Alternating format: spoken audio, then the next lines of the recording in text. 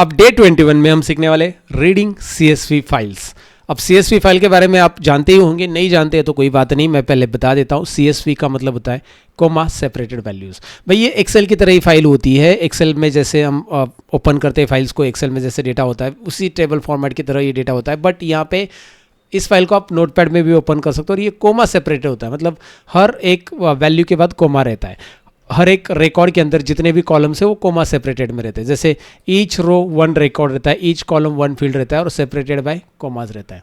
अब इसे मैं टेक्निकल डेफिनेशन वैसे यहाँ पे दिया है आपको समझने के लिए कि भाई order ID comma customer comma city comma product, इस तरह से डेटा रहता है। अब ये CSV में क्यों स्टोर किया जाता है, इसका रीज़न होता है कि फाइल का साइज़ बहुत कम होता है जब आप CSV फॉर्मेट में स्टोर करते हैं, क्योंकि कोई फॉर्मेटिंग ही नहीं होती है ना, एकदम प्लेन टेक्स्ट होता है। इसीलिए ज़्यादातर कंपनीज जब भी डेटा एक्सपोर्ट करना है इंपोर्ट करना है CSV फॉर्मेट प्रेफर करते हैं, क्योंकि लार्ज डेटा होता है तो CSV फॉर्मेट उसे अच्छे से स्टोर कर सकता है। Excel can not handle more than 1 lakh data guys, but CSV file can store more than 10 lakh, not 1 lakh, my mistake. Excel can not handle more than 10 lakh, 10,48,576 इतने रोज रहते हैं। तो एक्सेल के अंदर CSV आप ओपन करोगे जो कि 10 लाख से ज़्यादा डेटा वाली है, तो एक पॉपअप दिखाता है कि भाई ये CSV फाइल इसमें ओपन नहीं हो सकती, कुछ डेटा मिस हो जाएगा। याद रखिए क्योंकि CSV फाइल में 15 लाख 20 लाख 30 लाख जितना भी डेटा आप स्टोर करना चाहिए स्टोर कर सकते हैं। अब मैं आपको दिखाना चाहूँगा बेसिकली ये CSV फाइल को मैं नोटपैड में ओपन करता हूँ। राइट क्लिक, मैंने एक्सेल में दिखाया आपको, वही एक्सेल में ओपन थी अभी, मैं यहाँ पे उसे नोटपैड में ओपन करता हूँ और नोटपैड वाला व्यू दिखाता हूँ आपको। सो नोटपैड में CSV ऐसा दिखाई देता है। तो जब आपका डेटा बहुत बड़ा होता है 2-3 मिलियन 4 मिलियन 5 मिलियन, तो आप उसे नोटपैड में प्रीव्यू कर सकते हैं और ये कोमा सेपरेटेड में रहता है। दिखाई दे रहा है यहाँ पे आपको ऑर्डर आईडी दिख रहा है, ऑर्डर डेट दिख रहा है, फिर उसके बाद ऑर्डर आईडी ऑर्डर डेट दिख रहा है, उसके नीचे के कोमा सेपरेटेड में ये वैल्यूज़ रहता है, no formatting nothing at all. तो इसीलिए ये अगर आप देखोगे तो इतना डेटा 1 KB दिखाई दे रहा है। अगर यही फाइल मैं एक्सेल में स्टोर करूँगा तो इसका थोड़ा साइज़ बढ़ जाएगा, क्योंकि एक्सेल में फॉर्मेटिंग के साथ स्टोर होता है। तो ये एक्सेल के अंदर मैं प्रीव्यू दिखा रहा हूँ, इसे मैंने एक्सेल में ओपन किया है। एक्सेल में ओपन कैसे करते हैं अगर आपका सवाल रहेगा तो it's not that much difficult. Right click करोगे, यहाँ पे वो पूछेगा आपको कि ओपन किस में करना है, ओपन विथ में आ जाता है। यहाँ पे डायरेक्ट ओपन एक्सेल में ही होगा वैसे वो, और एक ओपन विथ ऑप्शन है जहाँ पे आप एक्सेल या नोटपैड में चाहिए तो ओपन कर सकते हैं। मतलब अलग अलग एप्लीकेशन, इवन आप VS स्टूडियो कोड में भी इसे देख सकते हैं। तो चलिए VS स्टूडियो कोड में ही देख लेते हैं क्योंकि हमें इसके ऊपर काम करना है। लेकिन CSV का डेफिनेशन आपको क्लियर है। याद रखिए CSV क्यों यूज़ किया जाता है, एक बार मैं फिर से PPT के जरिए एक्सप्लेन करता हूँ। 90% real world data set comes in CSV, क्योंकि लार्ज अमाउंट ऑफ डेटा जब रहता है या फिर डेटा की साइज़ जब रिड्यूस करना होता है, फॉर्मेटिंग ही नहीं देना है ना भाई, तो उस टाइम पे वो CSV फॉर्मेट में ज़्यादातर स्टोर करते हैं। क्लियर है? Because Excel can not handle more than 10 lakh data, तो एक्सेल फाइल में उसे स्टोर नहीं करते। एक्सेल का जो नेटिव फॉर्मेट एक्सटेंशन होता है वो XLSX होता है, एंड वो लार्ज साइज फिर प्रॉब्लम क्रिएट करता है। So use in Excel, Tableau, Python, Power BI सब में यूज़ किया जाता है इसे। आप पावर BI में इंपोर्ट कर सकते हैं, एक्सेल में इंपोर्ट कर सकते हैं, वो तो मैं अभी दिखा रहा हूँ, ओपन भी कर सकते हैं, इंपोर्ट भी कर सकते हैं, टैबलू में कर सकते हैं। ये लाइट वेट होता है, easy to import and export, works great with Python and Pandas। बहुत प्रोसेस फास्ट होता है इंपोर्ट एक्सपोर्ट में, एंड Python एंड Pandas में फास्ट काम करता है। So you should know that's why I am telling you कि भाई यार ये CSV फाइल क्यों हम यूज़ करते हैं, रीज़न क्या होता है। अब इसे इंपोर्ट कैसे करना है, CSV का एक छोटा सा कोड है, लेकिन ये प्रैक्टिकली हम VS स्टूडियो कोड में देखते हैं ना। अब थेराटिकल बंद, प्रैक्टिकल शुरू। अब ये CSV फाइल जो है ये रहा डे 21 का, मैं इसे ओपन भी कर सकता हूँ। यहाँ पे मैं क्लिक करूँगा, ये देखिए गॉट इट, आपको दिखाई दे रहा है CSV फाइल यहाँ पे आ गई है। CSV फाइल के अंदर मतलब आप यहाँ पे भी देख सकते हैं CSV फाइल का structure. So we have done some sort of homework, तो जहाँ पे हमारे पास ऑलरेडी कोड लिखा गया है, इसको मैं एक्सप्लेन करूँगा, डू नॉट वरी। पहले तो यहाँ पे फाइल रीडिंग वगैरह हमने सीखा है, तो वैसे ही कुछ यहाँ पे विथ ओपन हमने ये फंक्शन यूज़ किया, उसमें हमने फाइल का नाम लिख दिया, जो कि हमारे पास फाइल का नाम यहाँ पे ऑलरेडी वही फाइल का नाम लिखना है जो उस फोल्डर में अवेलेबल है। राइट, डे 1 आप देख सकते हैं, day 21 sales data, okay. And उसके बाद यहाँ पे .csv लिख के आ रहा है, ठीक है, आ गया।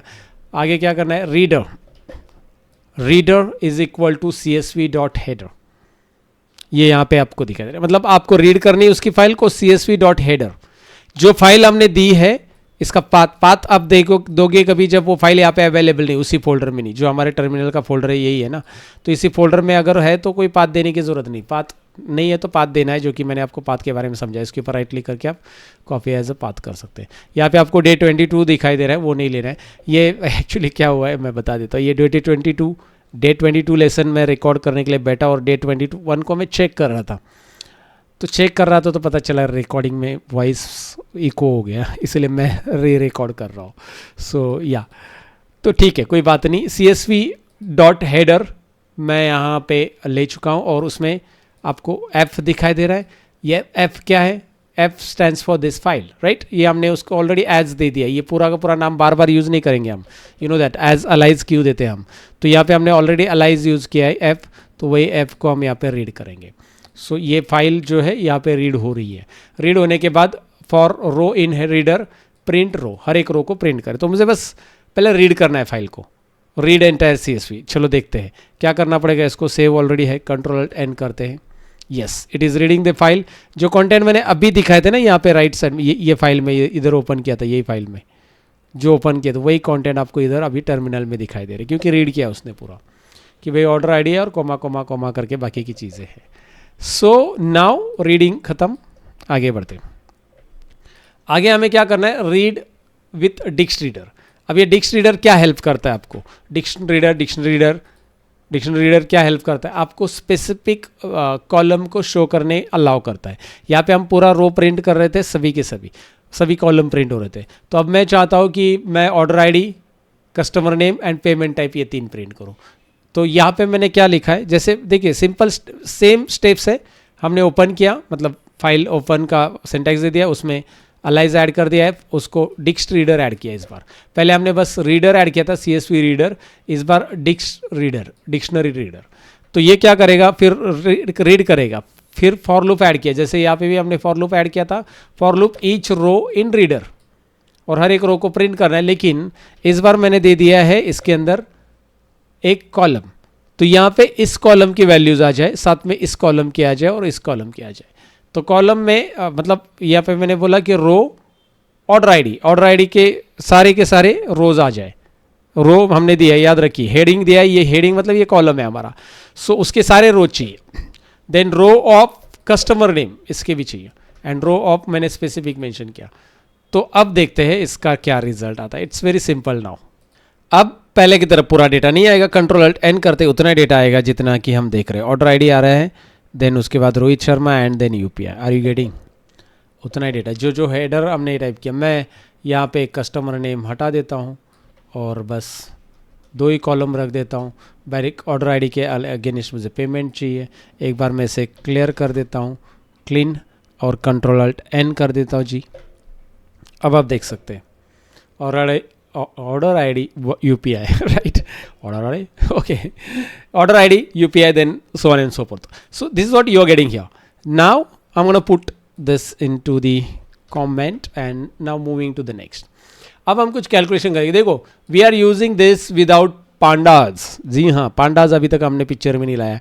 हम डायरेक्टली रीड कर रहे हैं इंपोर्ट वाला सेक्शन, जो याद रखें ऊपर इंपोर्ट लिखा है, ये मैंने बताना भूल गया, लेकिन फिर से मैं बता देता हूँ। इंपोर्ट CSV ऊपर लिखना ज़रूरी है, उसी के बाद ही ये सब काम होगा। हमने CSV इंपोर्ट लाइब्रेरी, एक लाइब्रेरी है CSV की जो कि डायरेक्टली पाइथन के अंदर अवेलेबल है।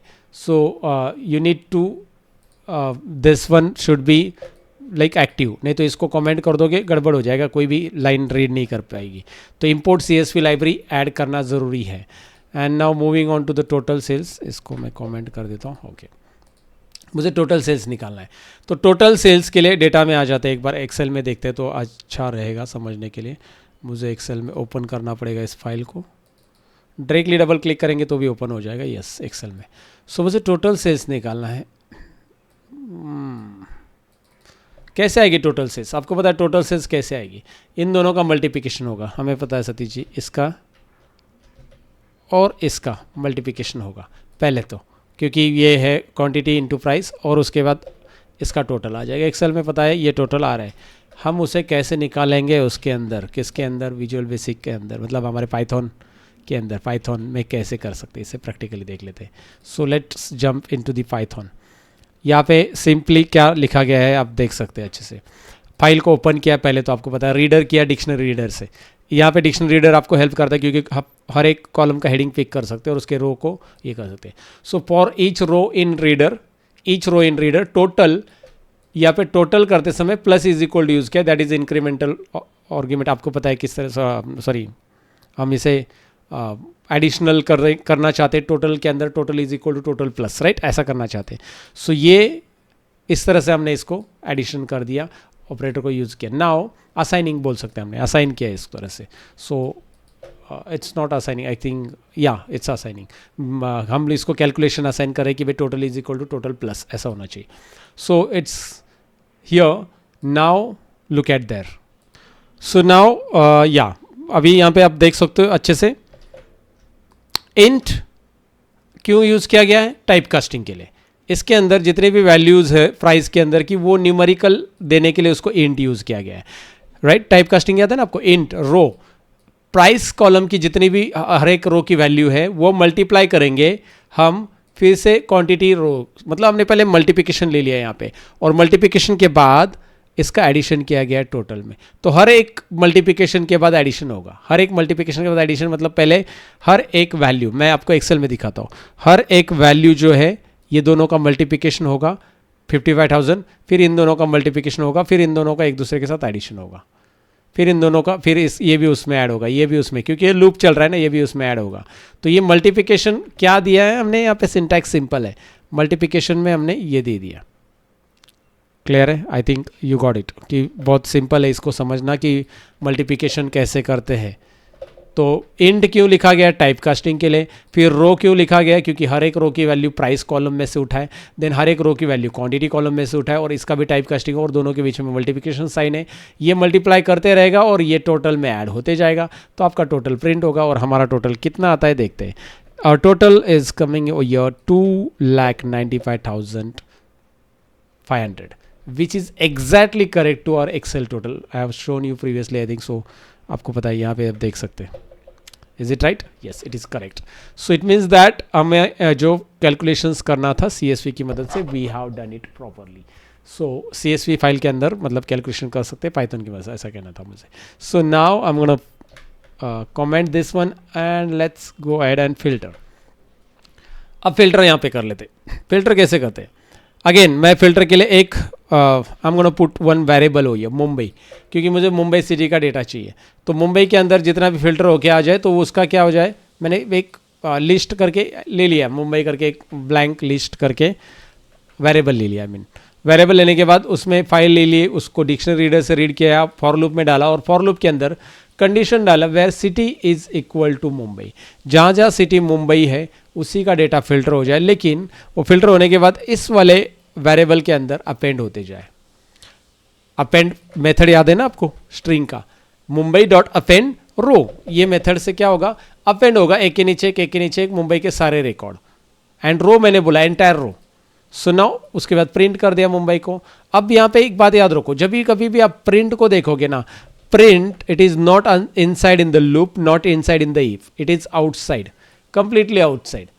यहाँ पे भी आप देखोगे प्रिंट ये लूप के अंदर भी नहीं है, इफ के अंदर, इफ तो है ही नहीं, यहाँ पे प्रिंट एकदम बाहर है, क्योंकि यहाँ पे इफ देना पड़ा क्योंकि हमें सिटी फिल्टर करना था।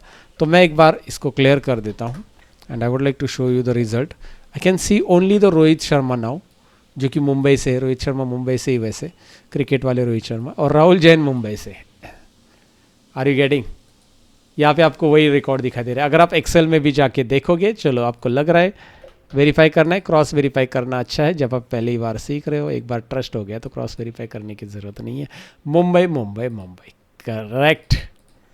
मतलब आपको दिखाई दे रहा है वही लोग आ रहे थे, दो ही ना मुंबई के, मैंने दो ही दिखाए आपको, नाम भी देख लो एक बार, एक मिनट। हाँ, रोहित शर्मा एंड राहुल जैन, करेक्ट है। सो इट मीन्स दैट कि भी हम CSV फाइल को प्रॉपरली रीड कर सकते हैं, अगर हमें ये फंडा पता चला कि रीड कैसे करना है। रीड करते समय फिल्टर लगाना कैसे, मतलब रीड करना है, फिल्टर कैसे लगाना है, लूपिंग कैसे लगाना है, हर एक चीज़। तो I want you to practice, ये कोड कॉपी पेस्ट मत करो। मैंने यहाँ पे रखा है एक्सप्लेन करने के लिए, थोड़ा टाइम कम लगे, हमारा टाइम सेव हो जाए, इसलिए मैंने ये कॉपी पेस्ट रखा है, बट मतलब टाइप करके रखा है पहले से। तो आप कॉपी पेस्ट मत करो, एक एक लाइन टाइप करो and then you will come to know, क्योंकि स्टार्टिंग में मैंने लाइन बाय लाइन पढ़ाया, अब लेंदी कोड आ चुके हैं, लेंदी प्रोग्राम आ चुके हैं, टाइप करने में वेस्ट टाइम ना हो जाए, इसलिए I am taking this, but I am explaining you what we are doing with this particular code. I want you to type your own and try it, figure out कि कहाँ पे आप coma missing कर रहे हो, कहाँ पे inverted coma missing कर रहे हो, and so on and so forth. Okay, that's it for this, thank you so much for watching, see in the next lesson, bye bye.